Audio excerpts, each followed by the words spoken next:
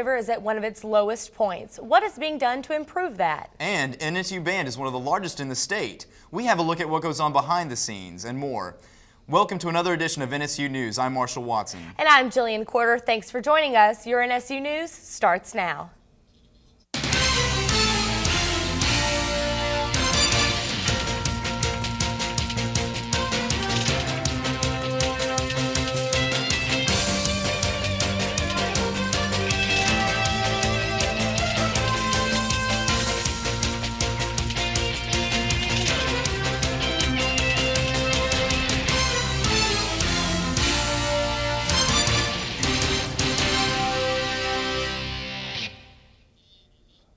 Many of our viewers are probably already aware of the poor condition Cane River Lake is in. Well, our fish population may have a brighter future ahead, after all. After much investigation, Marshall Watson delivers the most recent update on our beloved Cane River. Thanks, Jillian. Many areas in the southeast have been severely affected by the recent drought, and whether you're standing on the banks of the Cane River or driving over Church Street Bridge, it's hard not to notice the falling water levels. Many local natives claim this is the worst they've seen. Water levels have continued to fall more than 4 feet in some areas, and despite the city's efforts, the condition and appearance of the river continue to grow worse every day. Exposed riverbed has left many boats stranded. Water is becoming more contaminated, and people are beginning to complain about the smell. What is the city going to do, many ask? Several people say the only option would be pump water out of Red River. While Red River may be the closest flowing body of water, many environmentalists have countered this idea, claiming it might negatively affect the wildlife in Cane River Lake. But the question remains, wouldn't it be better to have some life in Cane River Lake than none at all? The Caters have resided in their Williams Avenue waterfront property for 30 years, and they agree this is one of the worst droughts they have experienced since they moved in 1981. We have cranes that love to walk along the shoreline here, but now they can walk right across the river. They don't have to feed on the bank, they can feed in the middle of the river. What I don't understand is why the Cane River Waterway Commission didn't have a standard for a pool stage, and after it got to a certain low position, why the water was still allowed to be drawn. Christmas festival is coming and the water, I don't even think the Christmas lights along the riverbank will reflect because they're too far away from the water. It's just nothing we've ever seen in 30 years of living in this location. I've talked to people that are 95 years old and I ask them if they've ever seen the river like this, and nobody has. After seeking out word from city officials, I was able to get in touch with Ms. Fuller, who discussed with me Cane River Waterway Commission's plans on handling the drought in the coming months. To date, Cane River Lake has dropped 4.5 feet below pool. If you look at Bayou Amulet, it's 8 inches deep, and the river from Highway 1 Bridge north is approximately a foot. We've got a couple of pockets where it's 2 and 3 foot deep, trapping fish, and that's what the big concern is. Is it going to trap fish when Bayou Amulet drops much lower, they can't cross? The Commission's working towards a water source project, and that is putting Red River water into Cane River Lake. They would put it in over the levee at the Hampton. It would go into Bayou Poisson and free flow to Cane River. Now this project's going to cost upward to $5 million, and we expect it to be in place by the spring, early summer of 2013. There is a possibility we could have it by the fall of 2012. Unfortunately, the problem with falling water levels is much larger than the small town of Natchitoches.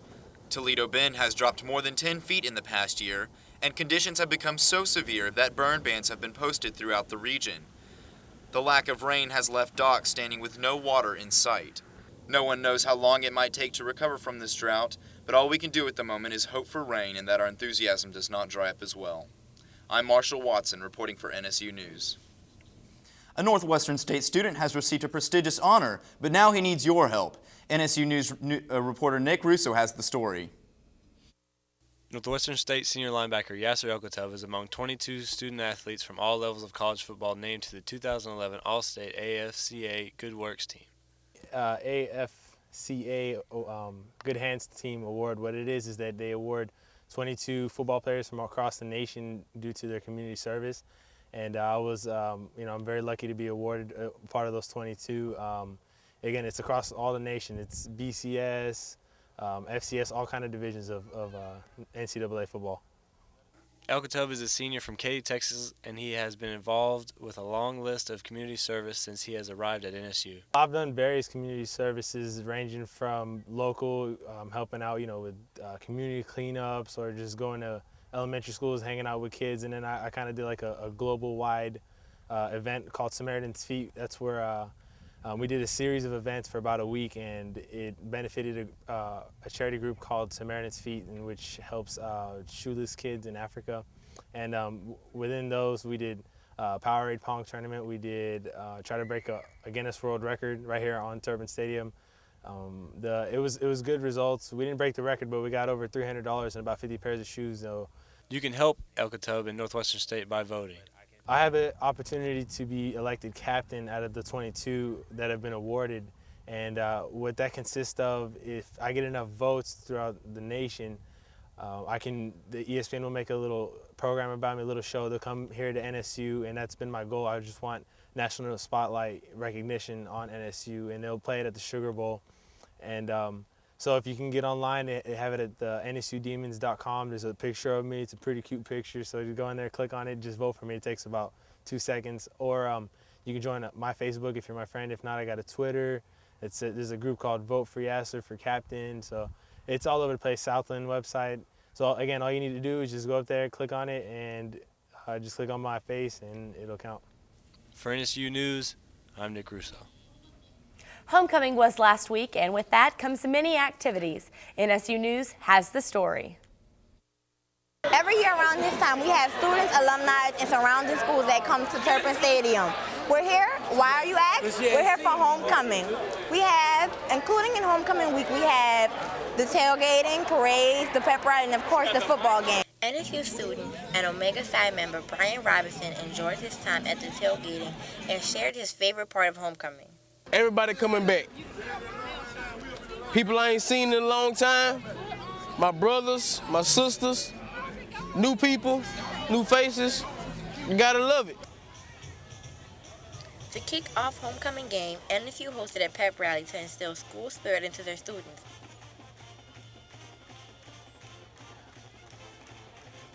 During halftime of the game, the band, cheerleaders, dance, and flag team performed.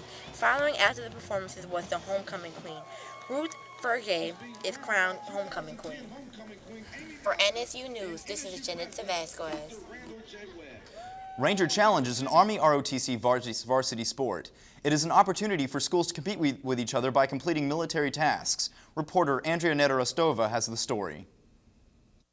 When almost every student at NSU is still sleeping, the Ranger Challenge team is working hard to remain in a great shape. These guys never get a break. At the beginning of October, the Seminole Brigade conducted Ranger Challenge competition at the 4th Ranger Training Brigade located at Fort Benning, Georgia. Seminole Ranger Challenge determines the best teams in each brigade. The training takes place at Fort Benning, Georgia, and that is at the 4th Ranger Training Brigade. That is where the Army Airborne Rangers and Special Operations are actually trained at. So they did the exact same training that the current active duty forces do. The Demon Battalion worked hard since the first day of the semester.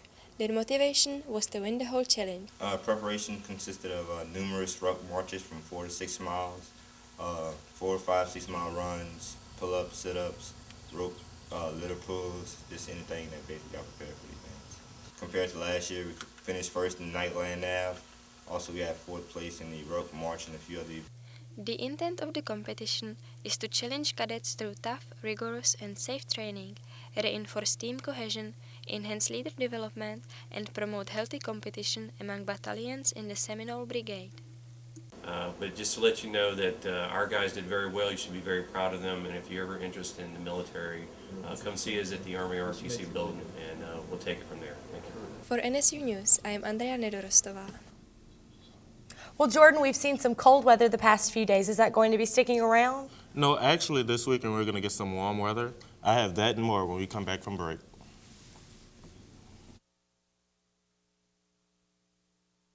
According to the U.S. Surgeon General, there is no risk-free level of exposure to secondhand smoke. It causes heart disease, cancer, and can trigger severe asthma attacks. Students are involuntarily exposed to secondhand smoke every day on our campus when walking to classes or entering buildings. But we have the power to change that by supporting passage of 100% smoke-free policy at Northwestern. Students, show your support for this policy by signing the petition on our Facebook page. You and her and all the other cousins would be having tea parties in her playhouse out back. Hi, I rehearsed trying to convey the right emotion, so please don't cause a commotion and mess me up. Thanks.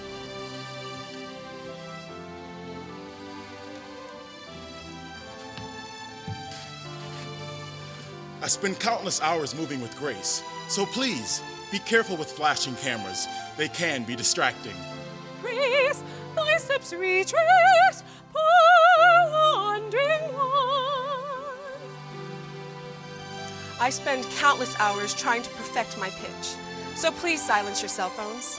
I want to be heard. Please adhere to the rules so we can put on our best performance for you.